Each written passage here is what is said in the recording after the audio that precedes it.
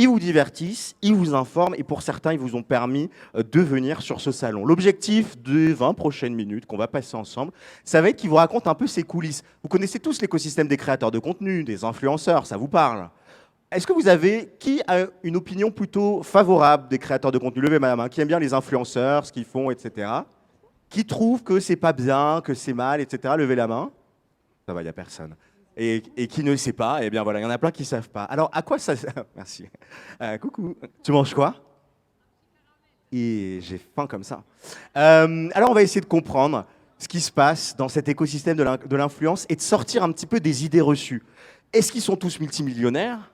Est-ce qu'on fait beaucoup d'argent sur les réseaux sociaux? Est-ce que ça peut être une carrière? Il y en a qui font des selfies dans le fond, ils passent un bon moment.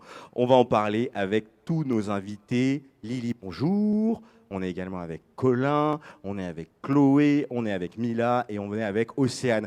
En cumulé, si on additionne tous les nombres d'abonnés, on doit être à 5-6 millions de personnes qui vous suivent à travers la France, qui regardent un petit peu toutes les aventures que vous pouvez proposer.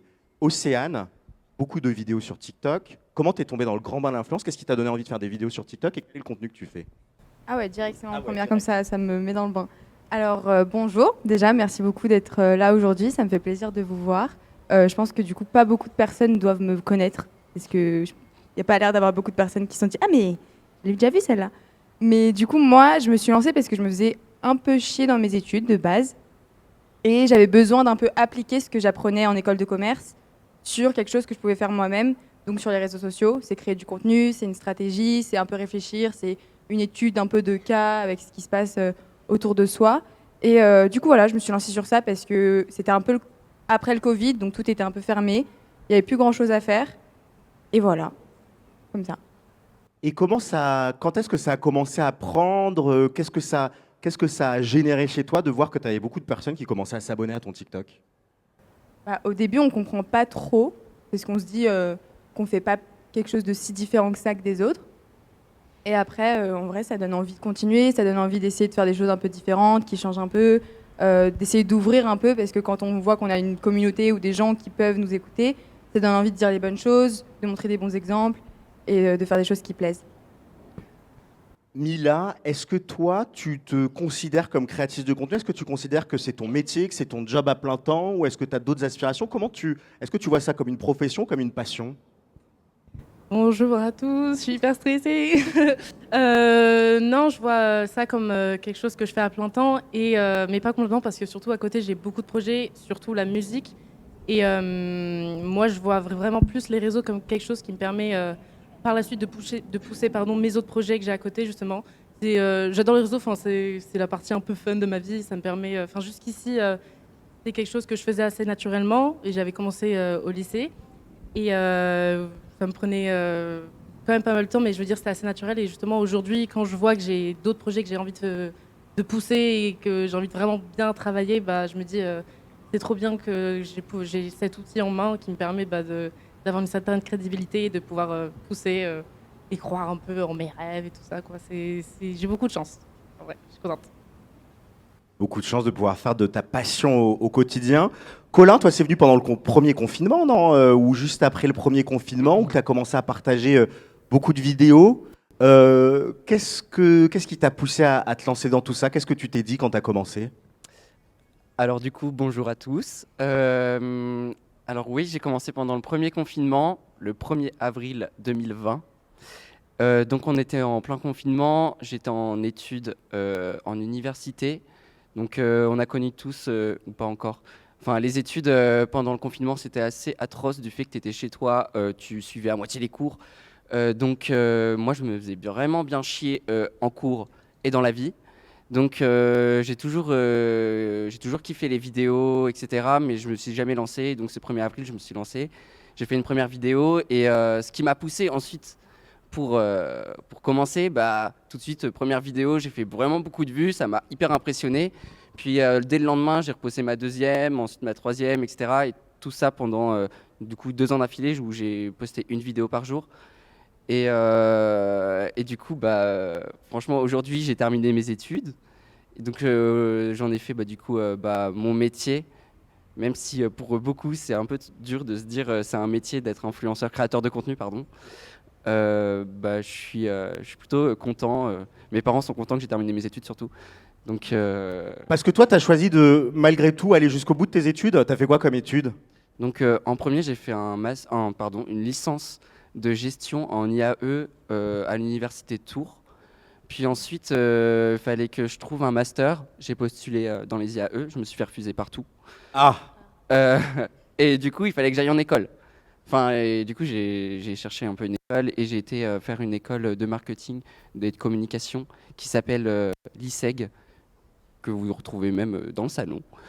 Donc ouais, j'ai fait cette école et j'ai fait un master de marketing sur 2 ans et j'ai terminé il y a un mois en faisant une alternance. Et puis ouais, j'ai continué les vidéos pendant et j'ai tenu et maintenant j'ai terminé mes études et je fais que des vidéos. Voilà. génial. Pardon, je fais en même temps distribution Pas de d'eau souci. parce qu'il fait chaud. J'espère que ça va, que vous avez tous de l'eau, sinon on vous ravitaillera aussi. On va passer à toi, Chloé. Idem, comment ça a commencé un petit peu le côté réseau? Qu'est-ce que tu fais comme type de contenu et quelle régularité? Est-ce qu'il faut poster tous les jours des contenus? Alors bonjour, moi j'ai commencé, j'étais très très jeune, c'était en 2013, donc quand Ah oui. j'avais 13 ans, c'était l'époque Enjoy Phoenix, Sananas, voilà.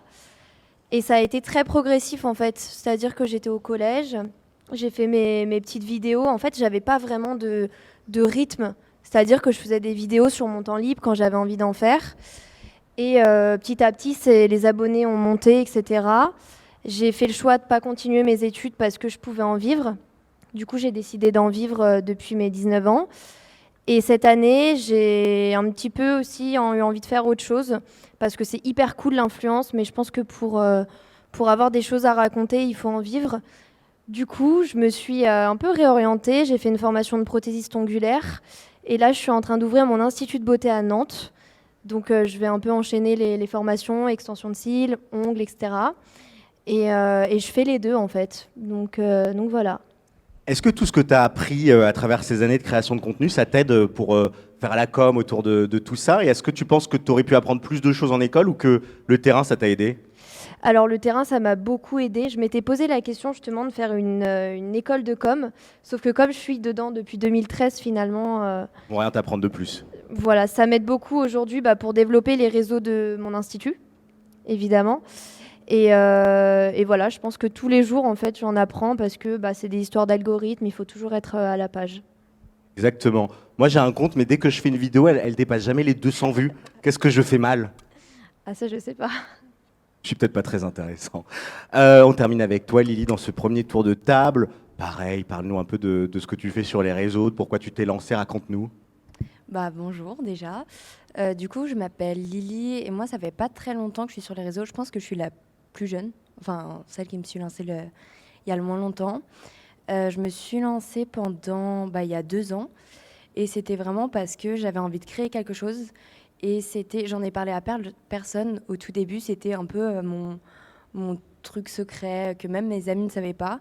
Et c'est un peu pris du jour au lendemain. C'est allé assez vite, en vrai, parce que j'étais du coup là à la période où il y avait déjà plein de gens implantés. Et du coup, c'était pas comme au tout début où il y avait beaucoup moins de personnes. Et en fait, ça me permettait vraiment d'avoir cet aspect créatif et rien qu'à moi que j'avais pas dans les études. Parce que dans les études, c'était encore que de la théorie à ce moment-là. Et du coup, voilà, je me suis lancée sur les réseaux et c'était mon petit aspect de création. Et aujourd'hui, du coup, je suis encore sur les réseaux. J'ai fait, du coup, pendant que j'étais sur les réseaux, une école de communication. Laquelle? C'était l'ISCOM Lyon. Mais Ok. juste avant, j'étais à la fac, du coup, à l'IAE, mais à Lyon. Et ça, je me suis réorientée parce que j'aimais pas. Du coup, après, je suis allée en école privée, du coup, à l'ISCOM. Et j'ai adoré, j'arrivais beaucoup à lier les deux. Mais du coup, j'ai emménagé cette année à Paris. Et en fait, c'est pas du tout pareil d'habiter à Lyon et à Paris quand on est dans l'influence. Et du coup, j'ai arrêté mes études hier. De base, je voulais continuer les études parce que c'est toujours rassurant, etc. Mais c'est vrai que dans l'influence, on travaille avec les marques. Et au final, on apprend aussi. Donc, c'est différent. Mais j'avais envie de me lancer, d'essayer. Et de toute façon, les études, on peut toujours reprendre Bien à sûr. n'importe quel âge. Donc, je me suis dit, on essaye et on voit ce que ça donne. Bon, c'est bien. Puis c'est des décisions qui sont courageuses à prendre parce que les parents sont peut-être pas toujours d'accord. Pas du tout. Pas du tout. Ouais. Donc, il faut négocier, il faut leur prouver que c'est un bon plan de carrière. Il y a un aspect, Colin, je vais refaire ping-pong, qui est intéressant, c'est l'aspect de la notoriété, le fait d'avoir beaucoup de vues sur son compte. Qu'est-ce que ça change dans ton quotidien? Au début, je ne l'ai pas beaucoup vu que j'étais en confinement, j'étais enfermé chez moi. Mais c'est vrai que tout de suite, quand tu sors dans la rue, il y a des enfants, des ados, même des plus vieux, des très vieux, te reconnaissent. Mais donc il y a ça qui change. Mais sinon, après, dans la vie du quotidien, même au niveau des études, c'est vrai que quand les gens s'habituent vite, hein, quand ils te voient tous les jours à l'école, etc., ils s'habituent vite. Mais quand tu arrives dans une promo, c'est le jour de rentrée, tu connais personne, mais il y en a, ils sont en mode, je le connais pas ce mec, je connais pas son prénom, mais sa tête me dit quelque chose. Ça m'arrive tout le temps. Et quand tu arrives dans une nouvelle classe, un truc du genre, donc c'est assez, ça peut être perturbant au début, mais tu t'y habitues assez vite. Puis c'est la vie et se faire reconnaître, c'est pas non plus la chose la plus horrible qui peut t'arriver dans la vie, hein, Ça peut être gênant des fois, non, quand les gens ils prennent des photos discrètement. Non. Oui, ou drôle quand il y a le flash activé.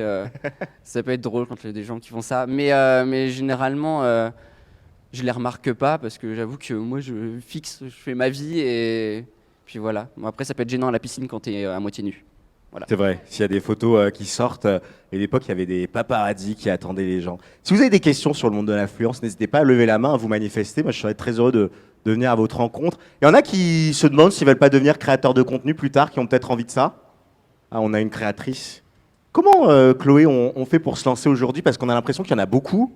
C'est devenu limite une profession à part entière. Il y a même un syndicat des influenceurs lancé par Magali Berda. Je l'adore en plus. Comment on fait aujourd'hui si on a envie de se lancer sur les réseaux? Bah, en fait, je pense que c'est très différent l'époque 2013 et l'époque maintenant, parce qu'il y a eu, bah, c'est vrai que vous autour, vous êtes un peu tous des influenceurs du confinement, et on a vu un gros changement. Non, mais c'est vrai, en fait, avec TikTok, tout Les ça, Covidés. ça a beaucoup changé. Je pense que maintenant, l'essentiel, c'est de juste se démarquer et avoir quelque chose à raconter. Mais surtout que toi, dans la période 2013, c'était la période où il y avait aussi beaucoup de harcèlement en ligne. Ouais. T'en as eu, t'en as vécu, comment tu faisais? Parce qu'il y avait beaucoup de gens qui reprenaient des clips de youtubeurs, qui les mettaient sur Twitter pour insulter, etc. Est-ce que c'est des choses que tu as vécues? Ouais, justement à l'école, autant sur Internet. Et justement, j'en ai beaucoup parlé. Et aujourd'hui, c'est une cause aussi. J'ai été au gouvernement rencontrer Elisabeth Borne pour en parler. Donc c'est une cause dans laquelle je suis très engagée et ça changera jamais. De toute façon, il y en aura toujours. Maintenant, c'est sanctionné.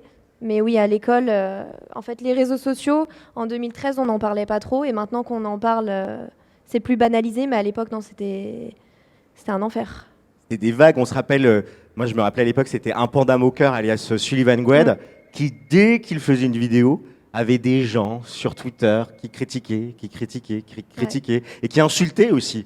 Et c'est difficile de grandir avec ça. Est-ce que toi, c'est des choses que tu as vécues, Mila, aussi, toi qui es dans l'ère post-confinement? J'aime bien, il y a vraiment les deux époques. C'est ce qu'ils apprendront dans les livres d'histoire en 2100. Les influenceurs pré-confinement et post-confinement, étude d'un phénomène de société en 3 actes. Toi qui es donc dans le post-confinement, est-ce que c'est des choses que tu as vécues, que tu vis encore, ces vagues de cyberharcèlement? Je trouve pas, j'ai de la chance. Je sais pas pourquoi, mais non, ça va. Franchement, les gens sont vraiment. Du moins, peut-être que je le vois pas. Même s'il y a des gens qui essayent je sais pas, de m'insulter ou critiquer, vraiment, je prends la rigolade. Et puis même ce milieu en général, je prends vraiment. J'essaie d'avoir un certain recul et de prendre ça d'un aspect assez éloigné, enfin assez distant, parce que je me dis si tu prends ça trop au sérieux, c'est beaucoup de choses qui deviennent très polluantes très très vite. Et du coup, ça, je fais attention de rester vraiment assez dans mon coin, faire mes petits trucs créatifs avec mes amis, bien entourée. Et du coup, je pense que ça me permet aussi d'avoir une certaine distance par rapport à toutes les. Si j'ai des critiques, vraiment, ça me touche vraiment pas. J'en fais limite des parodies et ça me permet d'activiser très très vite. Voilà. Océane, est-ce que quand on est créateur de contenu, tu es suivi par combien de personnes? Comment ça, dans la rue? Non. Alors, j'espère personne dans la rue. Personne ne suit les gens dans la rue, on ne fait pas ça. C'est vrai? Bien sûr que ça arrive. Et toi, on fait quoi dans ce cas-là? Bah, tu vas dans un restaurant et t'attends, quoi. Suivi? Ah ouais? Ça m'était arrivé, on m'avait suivi dans la rue, je me suis dit bon je vais aller à Carrefour pour me cacher, et les meufs elles me suivaient toujours avec leur téléphone, je tombe les gars, laissez-moi genre. Mais oui, mais elles sont pas venues en plus après, elles auraient pu, mais non, c'était un peu gênant. On évite de faire ça, évidemment. Mais du coup, oui, non, toi, tu as combien de personnes qui te suivent? Ça dépend les réseaux, ça change vraiment de fou. Après, je suis pas très active. Pardon, excuse-moi, vraiment, depuis tout à l'heure. Mais je suis pas très active sur les réseaux sociaux en général. J'avoue que moi, Instagram, TikTok, de base, c'était ce que je faisais. YouTube aussi un peu, quand je faisais du sport dessus. Mais j'ai jamais vraiment pris ça sérieusement. Je me suis jamais dit, je vais poster tant de fois par jour, par semaine. C'était jamais très régulier. Parce que je suis plus sur le monde du podcast, personnellement. Et du coup, c'est vrai que ça se compte pas vraiment comme des abonnements, enfin, c'est plus des écoutes. Donc c'est un peu différent. Est-ce qu'on sent que quand on parle comme ça à beaucoup de monde, on a une certaine responsabilité sur les thématiques qu'on aborde, sur la manière dont on les aborde, les sujets dont il faut parler ou pas? Est-ce que c'est quelque chose que tu ressens? Ah, totalement, parce que surtout quand tu as des gens qui, tu sais, vont te suivre et qu'en plus, un réseau social comme TikTok, par exemple, où tu vas très facilement être montré à des milliers de personnes qui ne te suivent pas forcément, bah, c'est un peu compliqué parce que les gens qui te suivent, d'habitude, c'est un peu des gens comme toi ou des gens qui ont les mêmes centres d'intérêt. Alors que quand c'est des gens différents qui n'ont rien à voir avec ce que tu fais, qui peuvent tomber sur ton compte TikTok, tu peux tomber sur des personnes qui n'ont pas du tout ton point de vue ou qui comprennent pas les mêmes choses que toi, qui n'ont pas du tout ton âge, qui voient les choses différemment. Et il faut faire hyper attention parce que sur des réseaux comme ça qui poussent énormément, c'est une responsabilité et il ne faut pas l'amoindrir, quoi. Merci beaucoup. Merci à tous les 5. Je veux qu'on les applaudisse très fort. Ils sont venus. Ils vous ont parlé de tout ça. Ils sont évidemment dans le salon. Dans quelques instants, je pense qu'on va faire une petite pause et puis tu vas nous parler des études à l'international. Comment bien choisir, comment bien partir. En plus, on a EF qui est là. T'es en partenariat avec eux ou pas? Il faut aller négocier ça, on va aller négocier ça. Je prends 10%. Donc on parlera des études à l'international si ça vous intéresse. Merci de nous avoir suivis évidemment sur les réseaux sociaux, ou en direct ou en replay. Et un grand merci à tous les 5 d'avoir été nos ambassadeurs, puisque c'était un plaisir, vraiment, vous avez joué le jeu, et c'est grâce à vous qu'on a beaucoup de monde, sachez-le, même si là, on n'a pas forcément des gens qui vous connaissent, mais j'ai tous les chiffres de ce que vous avez fait, vraiment, vous avez eu un vrai impact, et j'espère que vous en êtes rendu compte. On essaie d'être un salon qui fait venir beaucoup de monde, différent, on n'est pas là pour placer les gens dans les écoles, on est là pour les aider, donc il y a une vraie mission sociale qu'on a, donc merci d'avoir été, et d'avoir vraiment joué le jeu à tous les 5. On peut les réapplaudir très fort, merci à vous d'être venus, à très vite sur les réseaux sociaux, merci.